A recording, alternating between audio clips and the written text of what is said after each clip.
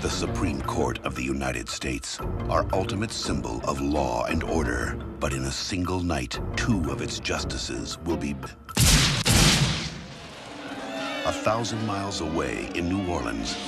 A lone law student has pieced together who did the killings and why, and created a document that has become known in the corridors of power as the Pelican Brief.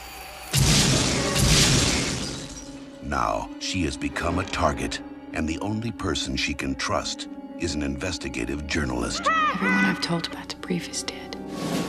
If this thing reaches as deep and goes as high as we think it does, these men will do anything not to be exposed. Senate Majority Leader Chuck Schumer and House Speaker Nancy Pelosi accusing some of the conservative justices on the bench of lying during their confirmation. Julia Roberts, Denzel Washington, the Pelican Brief. What's going on, everyone? Jeremy here from The Quartering, and normally this would be something I would cover on my Midwestly channel, which is kind of more political in nature, but you know, it's been hard to keep up with that channel with everything. Well, now that you guys know I've got the coffee company thing going, but I'm gonna put it on the main, and I'm gonna talk specifically about the leak, the Supreme Court leak, who is suspected of doing it. Also, I'll have a second video today of the celebrity meltdowns afterwards as well. But you know, precursor, I know this is obviously a very hot button issue.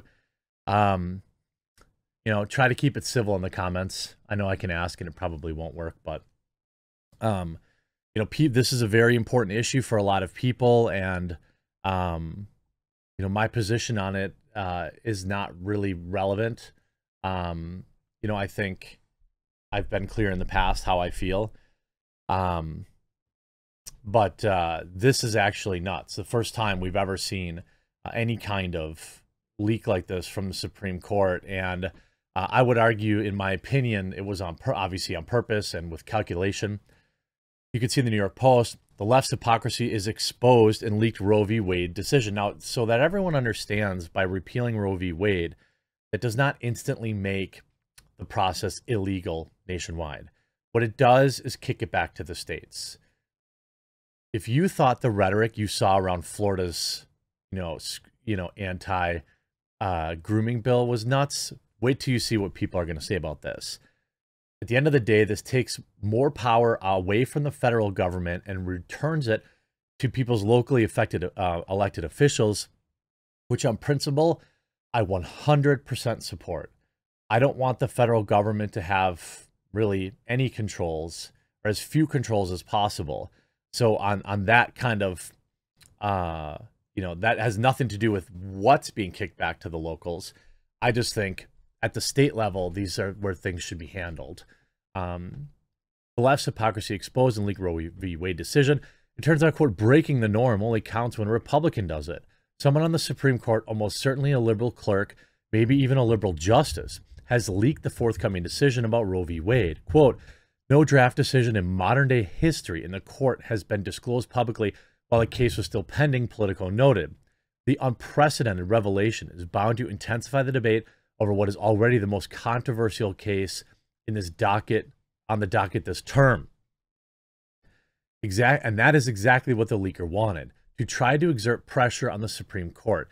It's beyond norm-breaking. It's outrageous, horrible broadside against judicial independence.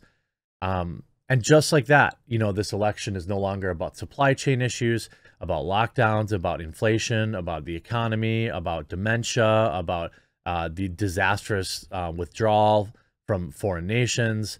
It's suddenly going to be about this. And that, in my opinion, is exactly what the person who leaked this wanted. It's like, you worry what the other hand is doing right now. You know, and not that we should be surprised. For decades, the left was perfectly happy for the court to invent law like Roe that it couldn't pass through Congress. But then the balance shifted to conservatives, and suddenly progressives were calling Supremes illegitimate. They threatened to pack the court. They enlisted the press to slander Justice Clarence Thomas, and now they've leaked inside drafts of a confidential deliberating process. By the way, they are putting up barricades already. Will CNN, The Times, Washington Post at all decry the violation? Of course not. They'll do exactly what they're expected to do.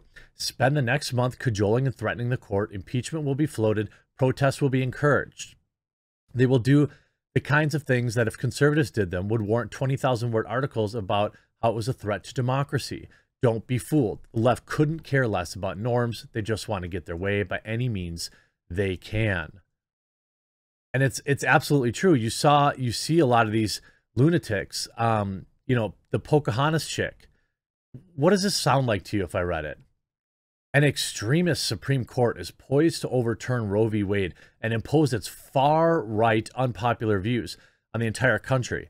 It's time for the millions who support the Constitution and termination rights to stand up and make their voices heard. We're not going back. Not ever. Sounds a lot like incitement to me. And, you know, and whoever leaked this, they're going to be hailed as a hero.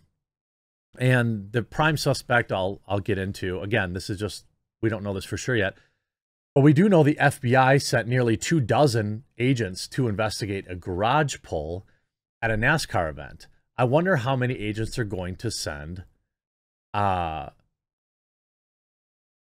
investigate the leaker.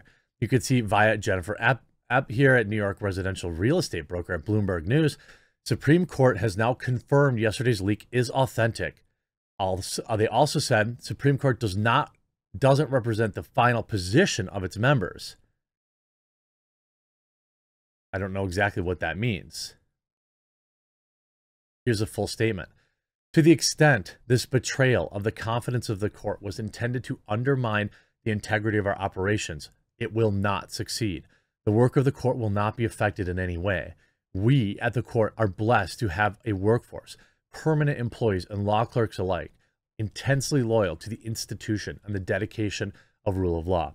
Court employees have an exemplary and important tradition of respecting the confidentiality of the judicial process and upholding the trust of the court. This was a singular and egregious breach of the trust that is an affront to the court and the community of public servants who work here. I have directed the marshal of the court to launch an investigation into the source of the leak. Well, who is the leaker? By the way, remember this? In 1982, Joe Biden proposed a constitutional amendment that would overturn Roe v. Wade and allow states to choose their own policies.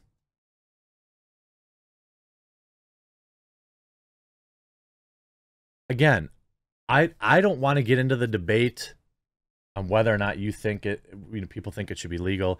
I grew up with, what was it? Legal, safe, and rare.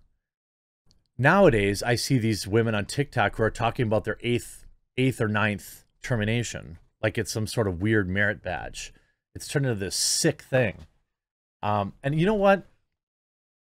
You know, it may make people feel uncomfortable to hear this, but, you know, men bear some, you know, hey, men, maybe abstain.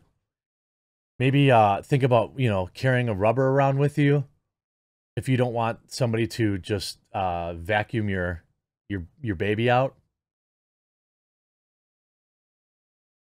The way the young generation is now with dating apps and hookup apps and all this stuff, there's a reason like STDs are skyrocketing and these types of, it's safe, legal, and rare is where most people were comfortable.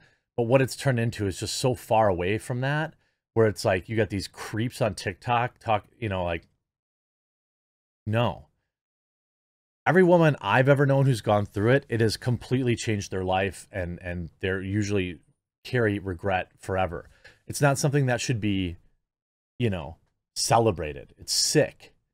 But what I can say this is that I am happy that it will go back to the states, like almost everything should be. Eric Erickson writes, Democrats are about to get baited into running a culture war campaign for abortion as the economy comes crashing down. Their base and donors will demand it, and it will only hurt them. Donald Trump Jr. saying it's not enough. If there isn't a thorough criminal investigation into who leaked privileged documents from the United States Supreme Court, then we live in a clown show state. Oh yeah, I'm sure there won't be. You know, and this is who people think it is. Amit John or Jane. Now people think it's him for a variety of reasons. You could see a person called Amit John clerks for the Supreme Court, Justice Sonia Sotomayor. As a Yale student, he blasted Yale for supporting Brett Kavanaugh's nomination. He was quoted back in 2017 Politico piece by John Gerstein. Today, Gerstein published the draft of the SCOTUS opinion on Roe. Now, does that prove beyond a reasonable doubt that it was him? No. Does it prove that this is probably the person they should start with? Yes. This person has a known connection to Politico. He has been published in there before. They're clearly left-leaning. And honestly, you're going to see already, Sonia Sotomayor should be impeached and he should go to jail. He should go to jail. If it's him. I mean, that's the fact. You know, he should go to jail if it's proven beyond a reasonable doubt. What this leak was done, the reason you have to understand, like, why this leak was done. This leak was done to distract people, to apply pressure to the judges before they push through a final document. It was done as intimidation.